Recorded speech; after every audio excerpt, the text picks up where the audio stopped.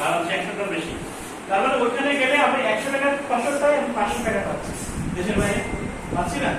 মানে বিদেশে আমার 100 টাকার জিনিসটাই আমি 500 টাকা পাচ্ছি, তার বেশি পাচ্ছি।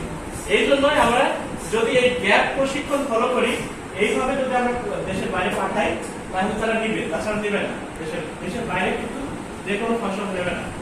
আপনারা যে পরিমাণ বিষ দেন, এই বিষ তো শরীরে যাচ্ছে, এই বিষ তারা বিদেশি মানুষরা নেবে না, তারা সচেতন।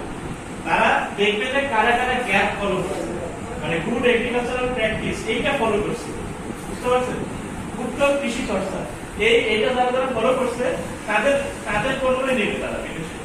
যার কারণে সরকার চাচ্ছে যে আমাদের দেশেই এখন আমাদের খাদ্য সংরক্ষণ সবজি অনেকটা ভর্তি অবস্থানে আছে বাংলাদেশ।